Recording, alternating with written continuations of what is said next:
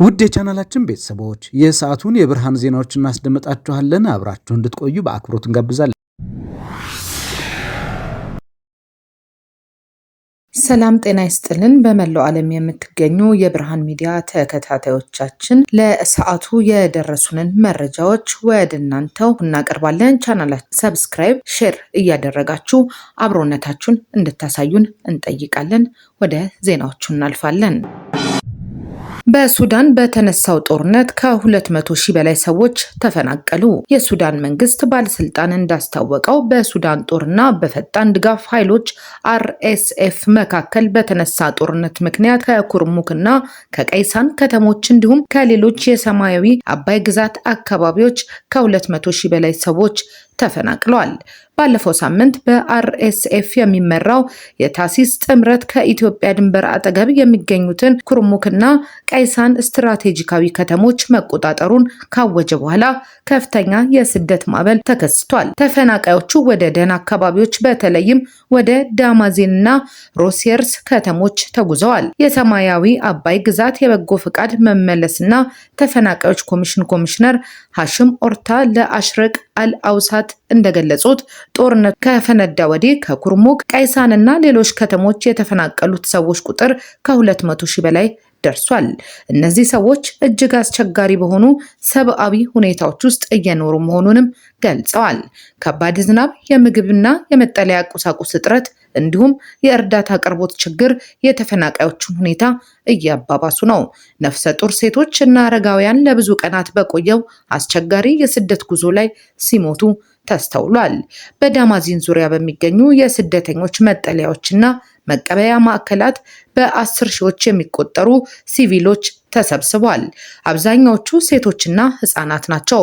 ባለስልጣኑ የወባ፣ የዴንጊ ትኩሳትና ሌሎች ወቅታዊ በሽታዎች በተሰበሰቡበት መጠለያዎችና ደካማ የጤና አገልግሎቶች ምክንያት እንዳይስፋፉ ስጋት አላቸው። የአካባቢው ባለስልጣናት ምግብ፣ ውሃና መጠለያ ለማቅረብ እየሞከሩ ቢሆንም ያለው ሀብት ካለው ፍላጎት አንጻር በጣም አናሳ ነው።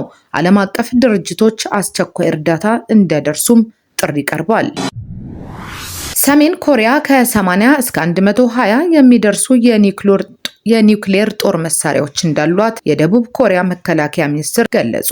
የደቡብ ኮሪያ መከላከያ ሚኒስትር አን ጊዩባክ ሰሜን ኮሪያ በግምት 80 እስከ 120 የሚደርሱ የኒውክሌር ጦር መሳሪያዎች እንዳሏት ገምተዋል። ይህንንም ሐሙስ ዕለት በተካሄደው ፓርላማ ላይ የተናገሩ ሲሆን ሲኦል ፒዮንግያንግን እንደ ኒውክሌር የታጠቀ ሀገር እንደማትቀበል ያላትን አቋም አጠናክረው ገልጸዋል።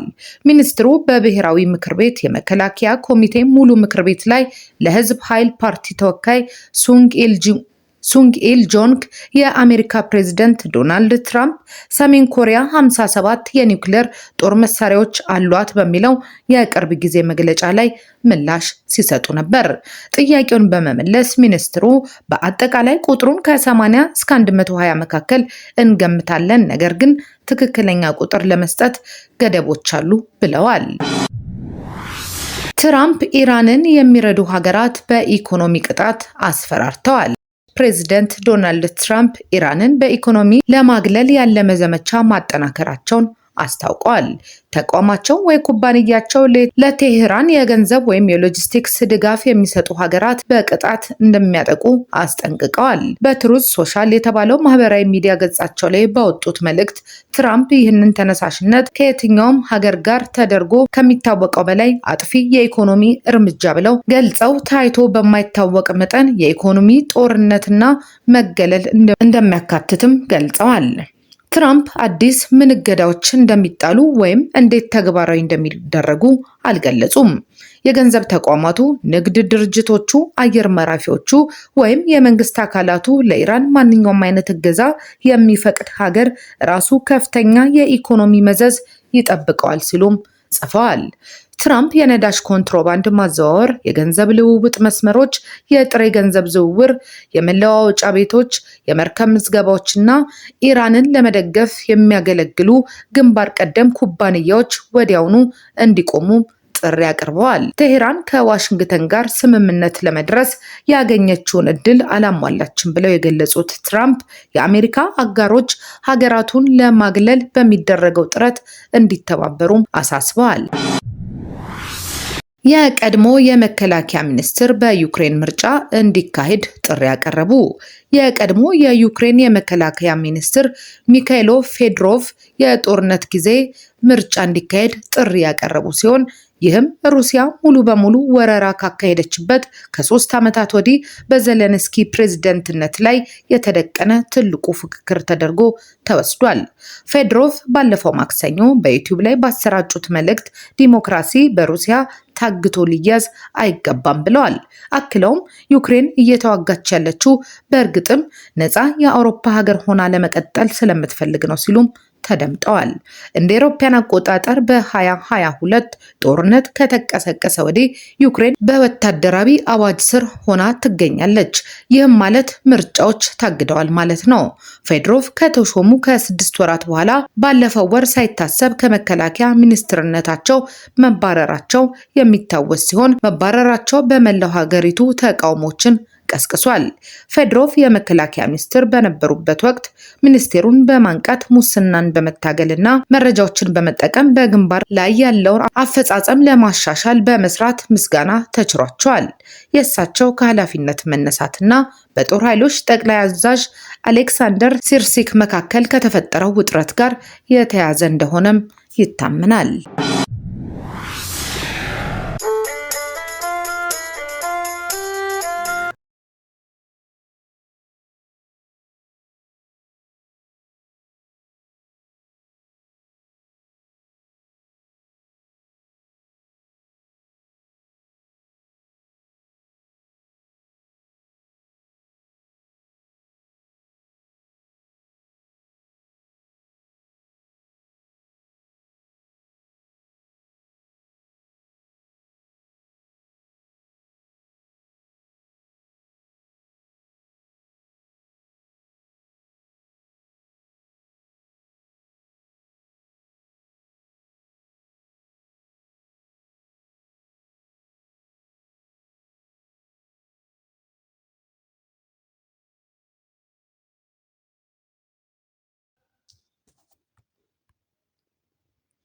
በማዕከላዊ አፍሪካ ሪፐብሊክ የወርቅ ማዕድን በመደርመሱ የሟቾች ቁጥር ከ100 በላይ ሆነ።